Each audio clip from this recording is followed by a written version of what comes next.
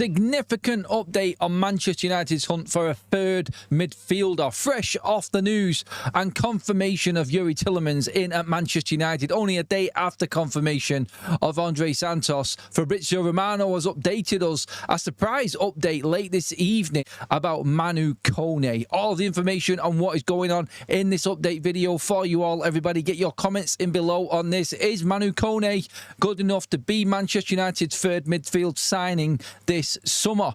Official statement, £50 million, 48 plus 2, and so Andre Santos, the first midfielder.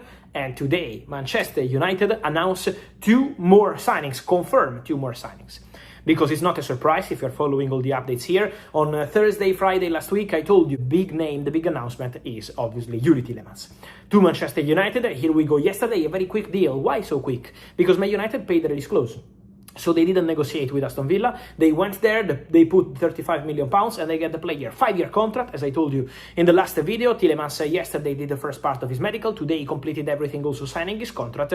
And then a beautiful interview today by Youri Tielemans. Ambition, we want to compete for the biggest trophies. And then a clear message, when Man United call, you don't even think twice. And so Tielemans showing his excitement. I told you yesterday in a video, it was a dream for him to play for Man United. And today the boy was confirming this big desire and this big opportunity. Don't forget what I told you in the video yesterday. Man United are not done.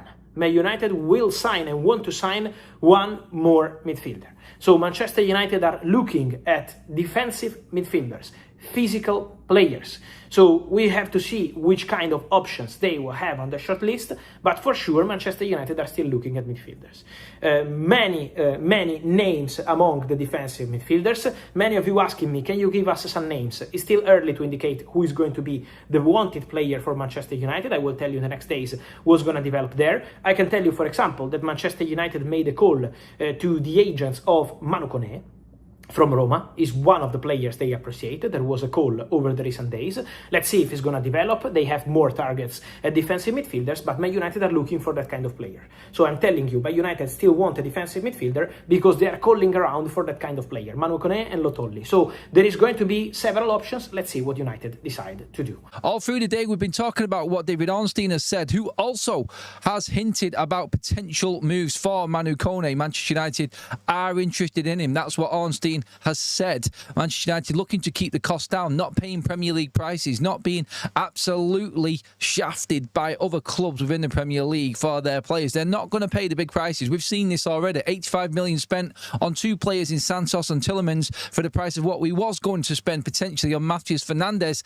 And now Manchester United are looking to do it again. This time going overseas to bring in Manu Kone potentially, because the breaking news tonight is from Fabrizio Romano, who has dropped it on his video recently on YouTube, saying that Manchester United have in the recent days contacted the representatives of Manu Kone. I can tell you more about this as the days go forward, but he's not the only one talking about this. But when Romano starts to mention a player's name and United being in contact with that player, this obviously means that Manchester United are moving into stage one of how they operate in dealing with transfers and getting this over the line. Now, we've known about Kone for a while. Manchester United obviously have been linked to him by other sources and other journalists as well, mainly from Italy.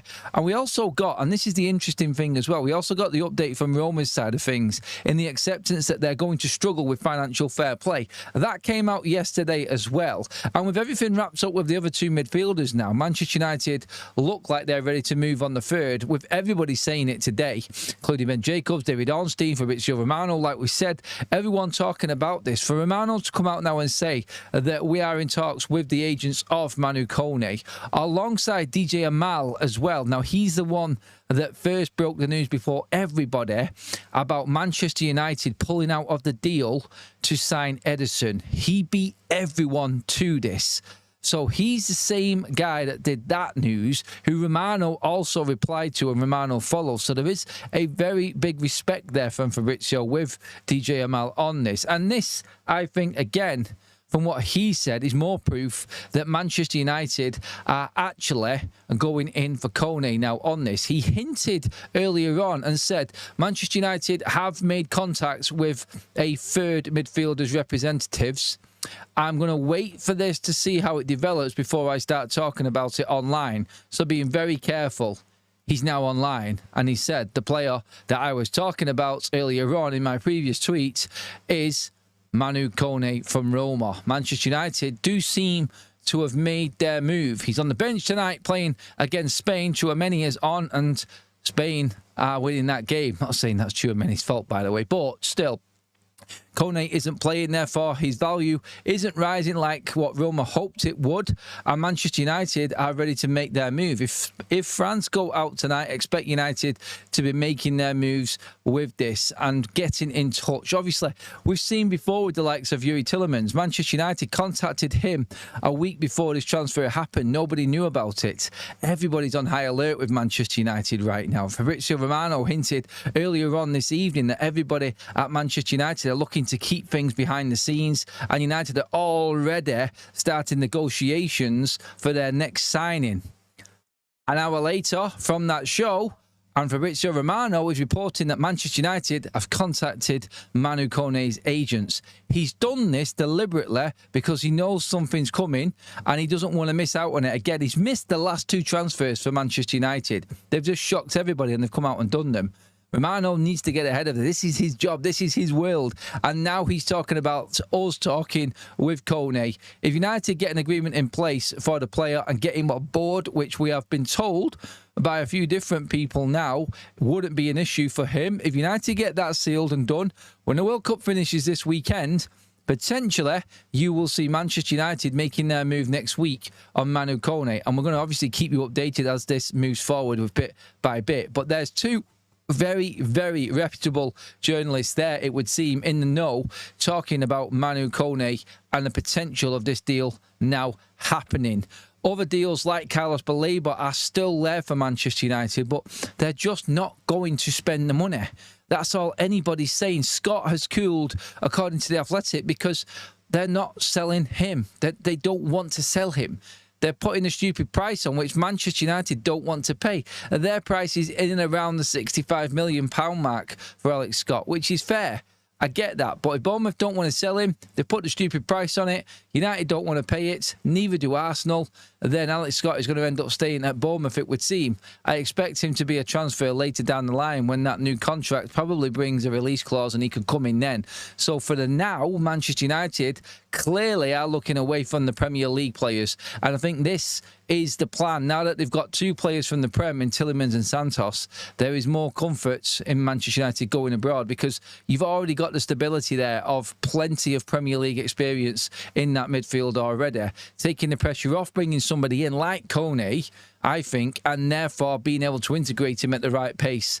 He has got the physicality. He has got what Manchester United are looking for in that defensive side of that midfield too. They want someone who can get up and down the pitch, who's quick, who can ball carry and intercept, and obviously he has a great ground duels rate as well as being good in the air, very strong. Also, there are them concerned about his injuries, of course. And obviously, that has been talked about by quite a few people. United as well have been reportedly looking into that. But if they're now talking to the player, they're comfortable with that. They've moved into the first part of what United do in transfers and getting deals done. We all know how it works now with United. They did it with Tielemans, talking to him before the World Cup. He said he wanted United, and as soon as the World Cup finished for Belgium, bang, deal done. Are we about to get that part two in Manu Kone as soon as France leave this World Cup? It's all over this Sunday, the World Cup. Next week could be a massive week for Manchester United, but United can get a lot of this work done this week and get everything out of the way like they did with Tielemans, and get this deal moving as soon as we finish this World Cup. I think that's where United are at right now. Everybody's still talking, by the way, about Carlos Baleba and it potentially still being him. Don't count him out. And like The Athletic said earlier on, when we were doing our show previously this evening, I just don't see that happening when United know Brighton are going to stick to their price. I just think United are going to go elsewhere right now. And it is all being reported as to pushing Manchester United away. Unless they surprise us again, they're being pushed away from Premier League players because they're being overpriced. And we all know they're overpriced. Manu Kone could come in at maybe 50 million, maybe even less than that. That is why United are moving on him. He's the right age, the right profile, exact type of player that we need and what they're looking for. And he's a lot cheaper than a lot of the Premier League alternatives right now, and that pleases United also. By the way, on this, could that then obviously give United the freedom financially to go out and get a better left-sided player that they want? There are plenty out there. For instance, if Manchester United wrapped up Kone for 50 million, if that was it, max 50 million, then Manchester United, for their midfield rebuild, have only spent 135 million. We was expecting this to be over 200 million with the way the prices were going. 135 million, if that's the deal for Kone. That gives United a little bit more freedom to go out and get another player out wide. Could that be then what happens at United in this window? We will see. But they're your updates this evening. A little bit extra for you all tonight. On Man United, also, Cristiano Giuntoli, the director of Atalanta, today in press conference confirming what I told you. Ederson to Man United, guys, I'm sorry, but I told you on Friday the deal is off. And I'm also sorry because someone said that Man United can review the deal maybe later on, can revisit the deal maybe in August. Guys, it's over. It's completely over. All these stories on Man United, maybe later on we renegotiate, is not true. Manchester United will not renegotiate anything. Manchester United decided against signing Ederson, sent Ederson back to Atalanta. Ederson is very sad, is very disappointed. Today, Atalanta director Giuntoli said, we are stunned by what happened with Manchester United. We didn't expect this at all, and confirmed that Atalanta have offered a new contract to Ederson. So Atalanta want to keep the player, offering a new deal. Now it's going to be on Ederson to decide whether he wants to sign the new contract or not, but showing that with Manchester United it's completely over. The player is really, really sad and disappointed, and Atalanta also don't want to negotiate with United for Ederson. So the deal is completely off. Forget all the narrative. On Friday they told you it's not true. Fabrizio is saying that the Ederson deal is off. It's not true. It's not true. Was off on Friday, off on Saturday, off on Sunday, and finally on Monday was confirmed.